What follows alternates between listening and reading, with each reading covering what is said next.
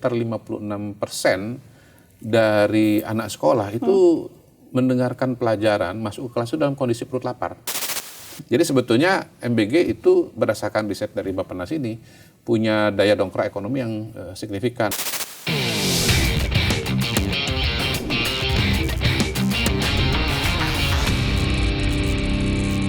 Dari riset kalau nggak salah sekitar bulan Mei sampai dengan November tahun lalu, itu ternyata, menarik datanya, ternyata sebelum MBG itu sekitar 56% dari anak sekolah itu mendengarkan pelajaran masuk ke kelas itu dalam kondisi perut lapar.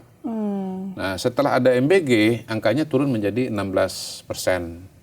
Berarti hanya sekitar 40% saja dari murid kita yang duduk di kelas dengerin guru belajar sampai perutnya kenyang. Nah kalau misalnya daya serapnya kurang kan, daya serap ilmunya kurang kan wajar karena perutnya lapar gitu. Sekarang yang sudah kenyang, yang perutnya kenyang pada saat mengikuti pelajaran itu sudah meningkat menjadi sekitar 80-85% dari seluruh murid. Artinya kan manfaat dari MBG itu betul-betul nyata. Belum lagi ada data-data mengenai asupan buah-buahan. Tadinya sekitar 20% yang makan buah secara rutin, sekarang menjadi 90%.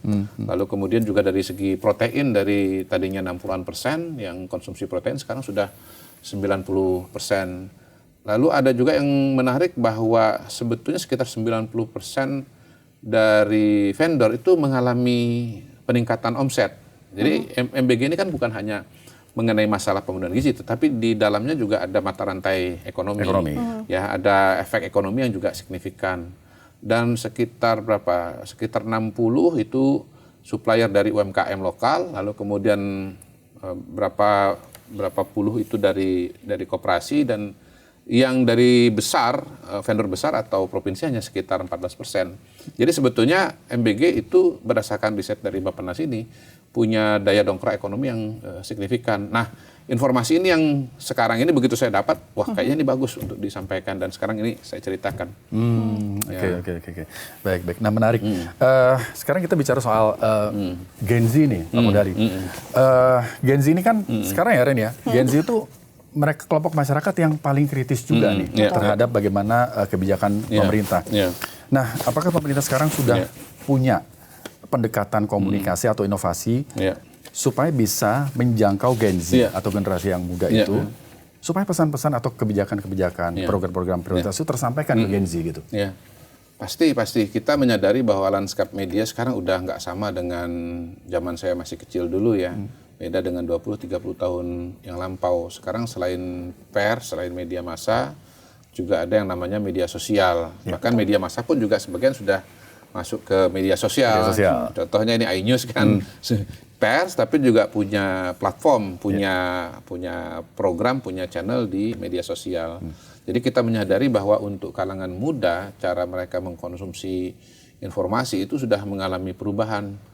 Tidak lagi lewat koran, apalagi fisik misalnya, tidak lagi mungkin lewat televisi, tapi sudah geser ke handphone. Gitu. Dan kalau udah bicara handphone, kita bicara satu sumber informasi lagi, yaitu media sosial.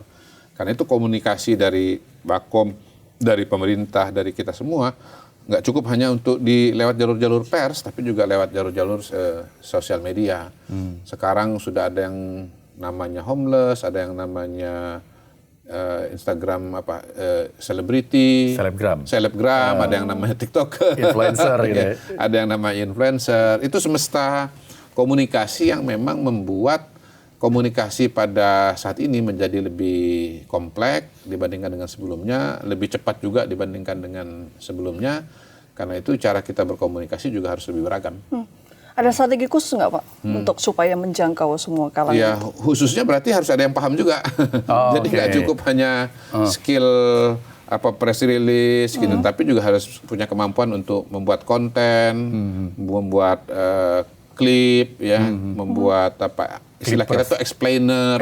Jadi kita punya satu produk yang namanya explainer. Jadi beberapa program-program pemerintah, terutama yang baru-baru dan kompleks itu kita buat dalam format yang lebih mudah konsumsi yang namanya explainer. Monolog Ya, explainer itu ya kayak klip ya, tapi ya dia menjelaskan satu kebijakan atau satu fenomena dengan pendekatan yang saintifik ya. Biasanya yang menyampaikan ahli-ahli ekonomi kita, ahli kebijakan publik kita, teknokrat kita. Itu mudah-mudahan bisa menjangkau segmen yang baru ini.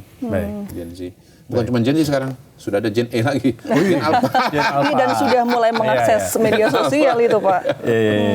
Ada tantangan nggak yang dialami gitu oleh Bakom? Ya, pertama, ya tantangan tentu ada ya, ke dalam dan keluar. Yang tantangan pertama tentu informasi begitu banyak sebetulnya, apa yang dilakukan oleh pemerintah begitu banyak. Nah, kita komunikasi dengan KL, kita meminta untuk bisa menunjuk juru bicara, bukan cuma 1, bahkan 3, supaya kalau ada kebutuhan menjelaskan informasi di media dan permintaannya lagi banyak, itu bisa disiapkan. Termasuk juga dibuat lapisan, Bakom juga siap membantu, kantor staf presiden juga siap membantu, narasumber, itu untuk kebutuhan di dalam. Kemudian yang tidak kalah tantangannya juga adalah karena Presiden Prabowo kan membawa suatu paradigma baru dalam penanganan dalam transformasi bangsa, khususnya untuk penanganan ekonomi. Jadi kita menjelaskan bahwa misalnya ya Koperasi Merah Putih itu payungnya ada di konstitusi, ada di pasal 33 bahwa perekonomian disusun sebagai usaha bersama atas azas kekeluargaan. Jadi pelaku ekonomi di negara kita ini kan ada 3, ada swasta, ada BUMN, dan ada koperasi. Nah, Pak Prabowo mengingatkan bahwa koperasi itu adalah salah satu sokoguru ekonomi Indonesia dan itu diperlukan untuk membantu masyarakat di pedesaan, mulai dari memotong mata rantai pasokan, kemudian membuat harga menjadi lebih terjangkau, memastikan suplai barang-barang esensial seperti misalnya gas melon itu juga nyampe ke masyarakat dengan harga yang bagus. Lalu juga koperasi diharapkan menjadi off-taker bagi produk-produk yang ada di masyarakat, termasuk yang di pelosok. Beliau sering memberikan ilustrasi bagaimana misalnya ya mangga Indramayu begitu ya, kalau nanti lagi musim ya itu bisa ditampung dulu oleh koperasi ya, kalau misalnya belum bisa dikirim untuk mengatur supply, bisa disimpan dulu di gudang, termasuk juga ya koperasi kan punya gudang ya, itu juga bisa juga berfungsi untuk ketahanan pangan, terutama dalam situasi dan kondisi-kondisi yang tidak terduga, entah bencana alam, entah perang. Kita ini kan hidup di era yang penuh ketidakpastian.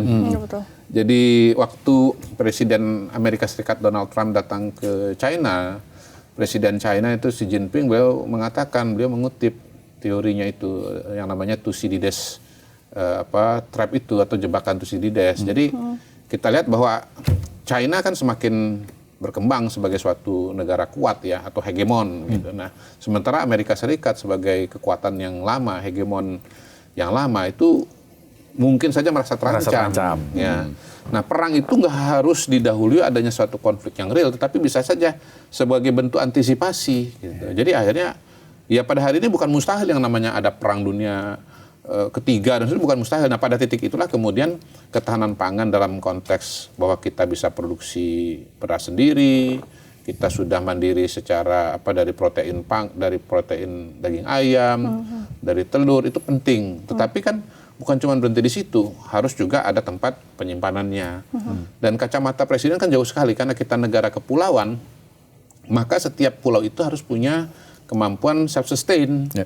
Karena dalam kondisi yang terburuk, nggak bisa kirim barang, nggak bisa kirim pangan, nggak bisa kirim energi dari satu pulau ke pulau yang lain, pulau itu mampu bertahan. Itu sebabnya Presiden membangun ya, program-program ketahanan pangan, juga ketahanan energi itu fokusnya bukan hanya volume besar nasional, tetapi juga dihitung sampai ke pulau-pulau, terutama pulau-pulau besar ya, Sumatera, Kalimantan, Jawa, di Indonesia Timur, itu dilihat berdasarkan pulau. Oke, baik. Nah, Pak Kodari, program-program prioritas pemerintah ini kan pastinya itu kan demi rakyat.